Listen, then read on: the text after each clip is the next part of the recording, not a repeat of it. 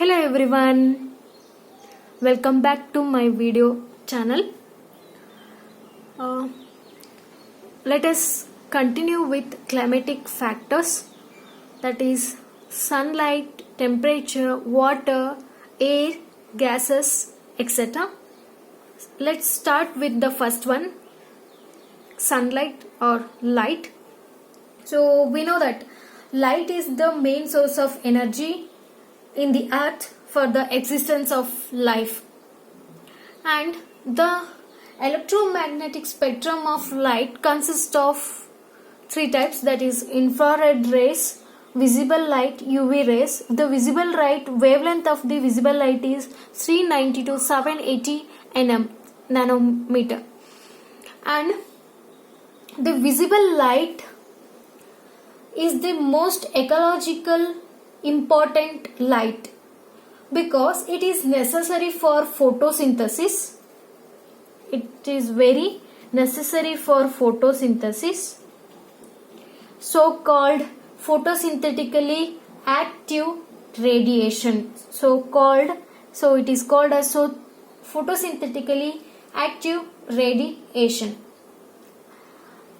And light, the duration of the light and its intensity of light have a greater effect on living organisms, and light is very important for plants in photosynthesis. Like the duration and the intensity and the color of light affects the rate of photosynthesis. Okay, the light play a very important role in opening and closing of stomata. Mostly the stomata are opened in the light. Okay, they will be opened in the light, but they are closed in the dark. They are open in the light and they are closed in the dark. So the transpiration rate is influenced by light. Okay, we can say like this also. Next point, light influences the number and position of chloroplast. Okay, the upper part of the leaf which receives direct sunlight has the greater number of chloroplast than that of the lower part of the leaf. This is the leaf. So when the sunlight falls directly on the leaf, in this part you can see the more number of chloroplasts than on the lower side of the leaf. Okay, let us move on to the next point. Let us add few more points. Phototropism. What is phototropism? Here phototropism means light influences the movement of the plant's parts. Light influences the movement of the plant parts. Okay, the effect of light on the movement of the plant parts is called as phototropism. The stem shows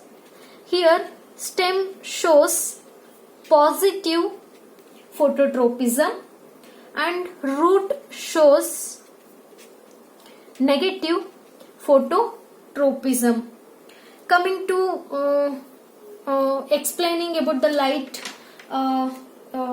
particularly about animals, how here the light influences movement of animals also. The movement of animals towards or away from the source of light is called as phototaxis. I will repeat once again. The movement of animals towards or away from source of light is called as phototaxis. For this example, you can give the example of Euglena butterfly. This shows the phototropism which moves towards the light.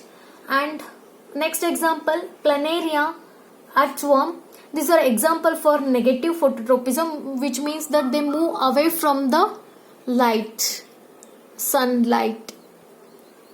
Okay, and also let us know few more points. Light influenced in the pigmentation of the animals. Yes, here the light influences in the pigmentation of the animals. The animals live in proper light condition comparatively have more pigmentation and are more colorful.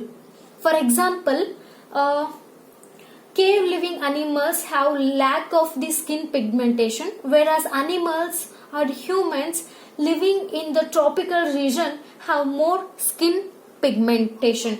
Okay.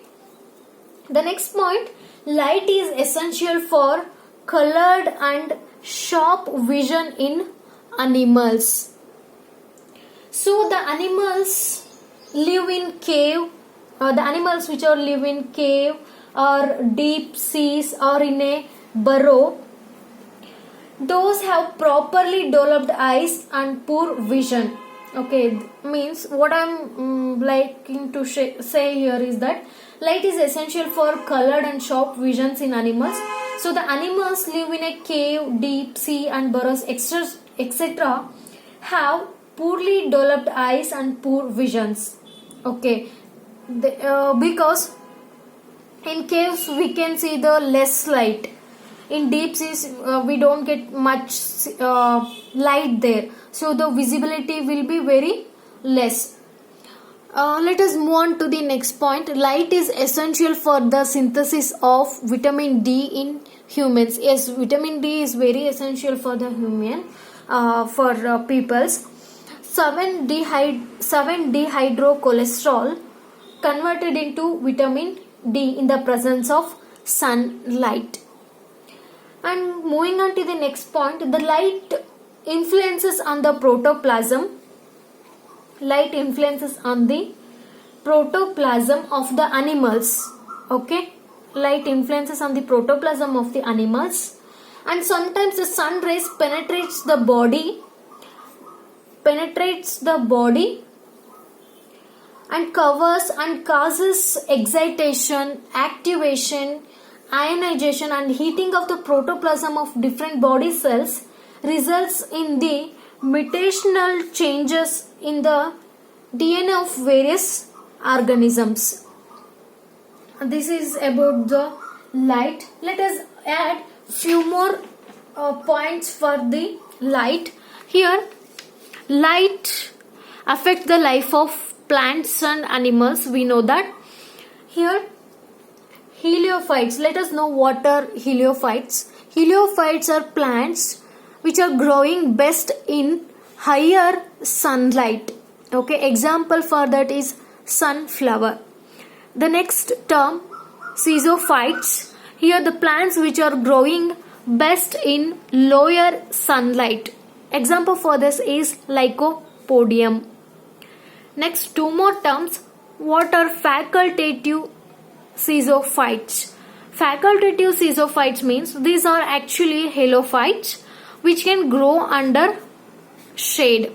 Those actually forms the facultative caesophytes. The meaning of the caesophytes which are growing in the lower sunlight. Okay, but in case of facultative caesophytes, they are actually halophytes, but they grow under the shade.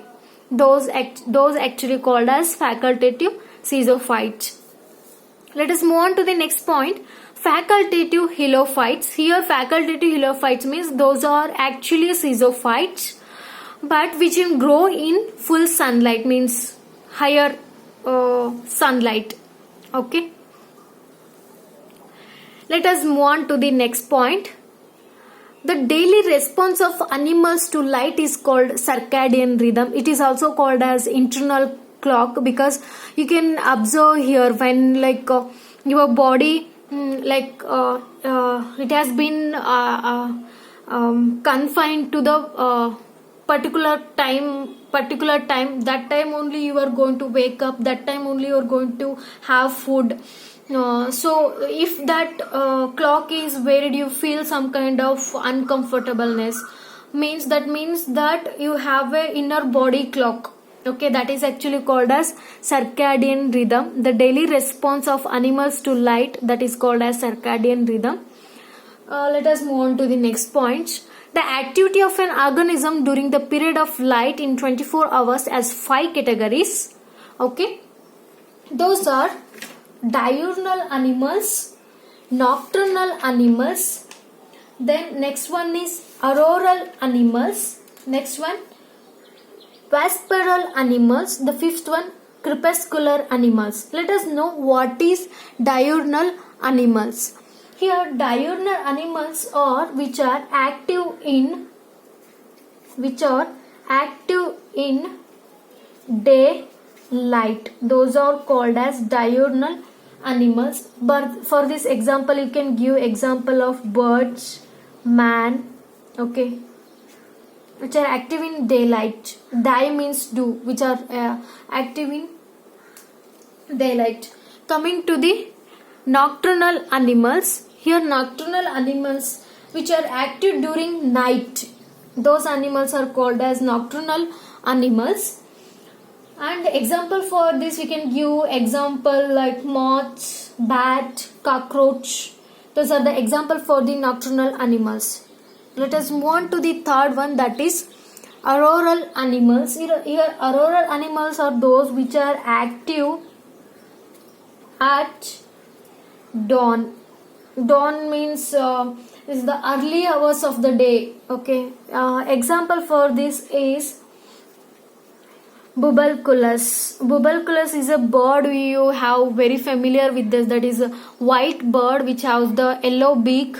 That is called as Bubalculus. Sorry. The next one, vespersal animals. Here are those animals which are active at dusk. For this example you can give an example of rabbit. The next one, crepuscular animals. Here crepuscular animals are those which are active primarily like twilight, means that the period of dawn and dusk. Those actually called as crepuscular animals. For this we can give example lion. Okay, this is about the light. In the next class, in the next video we will discuss about temperature, the another climatic factor, that is temperature. Thank you everyone. For more updates please do subscribe to my channel.